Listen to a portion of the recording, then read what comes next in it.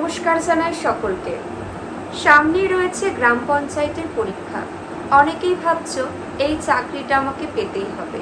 হ্যাঁ, শুধুমাত্র ভাবলেই হবে না আর ফর্ম ফিল আপ করলেই হবে না, তোমাদের কিন্তু ভালো করে নিয়মিত পড়াশোনা করতে হবে। আমাদের মধ্যে অনেকেই আছে যারা কেবলমাত্র ফর্ম ফিল আপ করে আর পরীক্ষা দেয়। এইভাবে ফর্ম ফিল আপ করে আর পরীক্ষা দিলে কোনো দিনই তুমি চাকরি পাবে না। চাকরি পেতে গেলে তোমাকে কিন্তু ভালোভাবে একটা সিস্টেমের মধ্যে চলতে হবে। কিভাবে চলবে, কিভাবে পড়াশোনা করবে, সমস্ত কিছু গাইড করে দেব। ভিডিওটা খুবই গুরুত্বপূর্ণ হতে চলেছে, তাই সবার কাছে অনুরোধ প্রথম থেকে শেষ পর্যন্ত অতি অবশ্যই দেখার। অনেকেই আছে কেবলমাত্র তারা ফর্ম ফিল আপ করে আর পরীক্ষা দিতে চলে যায়। এটা কিন্তু সম্পূর্ণ ভুল। ফর্ম ফিল আপ করে পরীক্ষায় বসলে কখনো চাকরি হয় না। চাকরির জন্য কিন্তু আলাদাভাবে নিয়মিত পড়াশোনা করতে হয়। অবশ্যই তোমাদের প্রথমে দেখতে হবে যে আমি যে চাকরির পরীক্ষাটা দেব সেই পরীক্ষার কি সিলেবাস রয়েছে। সামনে যেহেতু গ্রাম পঞ্চায়েতের পরীক্ষা রয়েছে, তাই তোমাদের গ্রাম পঞ্চায়েতের সিলেবাসটা অবশ্যই ভালো করে জানতে হবে। সেই সিলেবাসটা সুন্দর করে তো তুলে ধরবই, এর সাথেও কিছু কথা তোমাদের কিন্তু নিয়মিত মক টেস্ট দিতে হবে। তোমরা ওএমআর কালেক্ট করে কিন্তু বাড়িতে তোমরা মক টেস্ট দেবে। বাড়িতে মক টেস্ট না দিলে কিন্তু তোমরা পিছিয়ে পড়বে। অনেক সময় হয় অনেকে ভালো পড়াশোনা করে যায়, কিন্তু সেখানে পরীক্ষার সময় টাইম মতন সমস্ত প্রশ্নের উত্তর দিতে পারে না। তাদের এই একটাই ভুল, তারা নিয়মিত মক টেস্টে অভ্যাস করে না। অন্তত পক্ষে সপ্তাহে 2 থেকে 3 দিন তোমরা মক টেস্ট দেবে। যারা পড়াশোনা করছো তাদেরকে বলছি, আর যারা পড়াশোনা করছো না, ভাবছো যে চাকরি পেতে হবে, তাদের উদ্দেশ্যে অবশ্যই তোমরা পড়াশোনা শুরু করে দাও, দেখবে খুবই ভালো হবে। চলো আমরা সিলেবাসটা সম্পূর্ণভাবে জেনে নিই। গ্রাম পঞ্চায়েতের পরীক্ষার সিলেবাস এবং নম্বর বিভাজন সমস্ত কিছুই অত্যন্ত সহজ সরল ভাষায় আলোচনা করে দিচ্ছি, তোমরা দেখে নাও।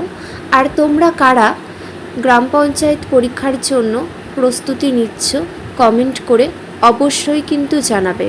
এখন থেকে ভালো করে না পড়াশোনা করলে পরীক্ষা কিন্তু ভালো হবে না। মোট 100 নম্বরের উপর ভিত্তি করে হয়ে থাকে এই পরীক্ষা।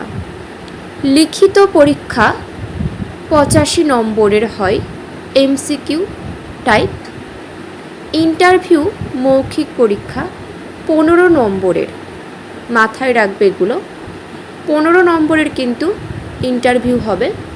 তোমাদের গ্রাম পঞ্চায়েতের পরীক্ষার বিভিন্ন পদ রয়েছে, সেখানে শিক্ষাগত যোগ্যতা অনুযায়ী কিন্তু প্রশ্নের মান হয়, অর্থাৎ ইন্টারভিউতে প্রশ্ন করা হয়। তোমাদের কারোর কোনো মন্তব্য থাকলে বা কিছু জানার থাকলে অবশ্যই তোমরা কমেন্ট করে জানাবে। আবারও বলছি, তোমরা কিন্তু নিয়মিত বাড়িতে মক টেস্ট দেবে। মক টেস্ট দিলেই কিন্তু তোমরা পরীক্ষার অ্যান্সারগুলো সময় মতন দিতে পারবে। আর নিয়মিত মক টেস্ট দেওয়ার ফলে তোমাদের যে খামতি রয়েছে, যে ভুলভ্রান্তি, সেগুলো কিন্তু তোমরা সংশোধন করতে পারবে। এতে তোমাদেরই অনেক ভালো হবে। দেখে নাও সিলেবাসটা, তোমরা ভালো করে দেখে নাও। বাংলা থেকে 25 নম্বরের প্রশ্ন আসবে এমসিকিউ। তোমাদেরকে বাংলা ব্যাকরণ খুব ভালো করে জানতে হবে। ইংরেজি থেকে থাকবে 25 নম্বরের, মোটামুটি সহজই প্রশ্ন হয় ইংরেজি থেকে। বাংলা থেকেও। পাটিগণিত থেকে 25 নম্বরের। সাধারণ জ্ঞান জিকে থাকবে 10 নম্বরের। জিকেটা সব থেকে সহজ হয়। তোমরা যদি বিগত বছরের পুরাতন প্রশ্নগুলো দেখলেই বুঝতে পারবে জিকের প্রশ্নগুলো এমন কিছু আহামরি নয়। 10 নম্বরে থাকবে সাধারণ জ্ঞান জিকে। গ্রামীণ উন্নয়ন ও গ্রামীণ জীবনধারার উপর দেওয়া থাকে প্রশ্ন। এছাড়া অন্যান্য প্রশ্নও দেওয়া থাকে সাধারণ জ্ঞান থেকে, আমি দেখেছি। বিস্তারিতভাবে সিলেবাসটা তোমরা দেখে নাও, তুলে ধরছি। বাংলাতে যে 25 নম্বরের প্রশ্ন থাকবে, তার মধ্যে কি কি রয়েছে, বাংলার মধ্যে ব্যাকরণ কি কি রয়েছে দেখে নাও। ব্যাকরণের সন্ধি, সমাস, কারক ও বিভক্তি, পথ পরিবর্তন, উপসর্গ ও প্রত্যয়। এইদিকে দেখো শব্দ ভাণ্ডার, দেখে নাও কি কি রয়েছে। সমার্থক শব্দ, বিপরীত শব্দ, এক কথায় প্রকাশ, অশুদ্ধি সংশোধন। বাগধারা ও প্রবাদ, প্রচলিত বাগধারা ও প্রবাদ প্রবচন এগুলি রয়েছে। বোধ পরীক্ষণ, অনুচ্ছেদ দেখে নাও তোমরা। ইংরেজি গ্রামার থেকে দেখো articles, tense, preposition, parts of speech এগুলো তো রয়েছে। ভোকাবুলারি রয়েছে, দেখে নাও তার মধ্যে কোনগুলো পড়ছে। সমস্তটাই কিন্তু তুলে ধরা হচ্ছে। সেন্টেন্স স্ট্রাকচার দেখে নাও। তোমরা খাতায় চেষ্টা করবে লিখে নেওয়ার। তোমাদের সবারই কিন্তু সিলেবাস সম্পর্কে একটা স্বচ্ছ ধারণা রাখতে হবে। সেই ধারণা অনুযায়ী কিন্তু পড়াশোনা করে এগিয়ে যেতে হবে, তবেই কিন্তু এই সমস্ত চাকরির পরীক্ষায় কোয়ালিফাই করা সম্ভব, নইলে কিন্তু হবে না। আবারও বলে দিচ্ছি, দেখে নাও পাটিগণিতের মধ্যে কি কি রয়েছে। সংখ্যা পদ্ধতি, লসাগু ও গসাগু, সরলীকরণ, গড়, অনুপাত ও সমানুপাত রয়েছে। পার্সেন্টেজ, শতকরা, প্রফিট লস, লাভ ক্ষতি, সময় ও কাজ, সময় ও দূরত্ব এগুলোও রয়েছে। সরল ও চক্রবৃদ্ধি সুদ দেখে নাও। চ্যাপ্টারগুলো কিন্তু সহজ রয়েছে পাটিগণিত থেকে বিভিন্ন অঙ্ক। এছাড়াও সাধারণ জ্ঞান থেকে যে প্রশ্নগুলি যে যে জায়গা থেকে আসে দেখে নাও।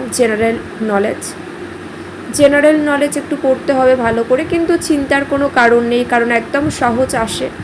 ব্যাকরণটা তোমাদের খুব ভালো করে পড়তে হবে, বাংলা ব্যাকরণ। যতটা মনে হয় বাংলা খুব সহজ, কিন্তু বাংলা নিখুঁতভাবে না পড়লে ঠিক হয় না। দেখো পঞ্চায়েতি রাজ ও গ্রামীণ বিকাশ সংক্রান্ত বিভিন্ন প্রশ্ন, বিভিন্ন যোজনা তুলে ধরা হয়েছে, সমস্তটাই রয়েছে, দেখে নাও। পশ্চিমবঙ্গের ভূগোল, ইতিহাস, সাধারণ বিজ্ঞান, ইতিহাস, ভূগোল দেখে নাও। সাম্প্রতিক ঘটনাবলী, দেশ বিদেশের বিভিন্ন খবর, খেলাধুলা, পুরস্কার এই সংক্রান্ত প্রশ্ন হয়। আশা করছি তোমরা খুব ভালো করে দেখে নিয়েছো। তোমাদের কিন্তু খুব ভালো করে পড়াশোনা করতে হবে, কারণ বহু মানুষ আবেদন করবে, তাই কম্পিটিশান কিন্তু অনেকটা হাড্ডাহাড্ডি হবে। এখনও হাতে অনেক সময় পেয়ে যাচ্ছ, ভালো করে পড়তে থাকো।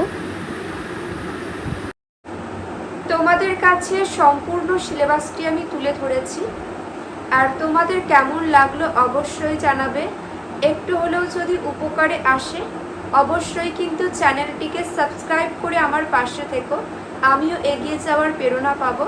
আর সবার জন্য অনেক শুভকামনা, আর জানাই অল দ্য বেস্ট। সবাই মন দিয়ে পড়াশোনা করো, সবার পরীক্ষা আশা রাখছি খুবই ভালো হবে। আজকের মতন এতটুকুই, আবার দেখা হবে।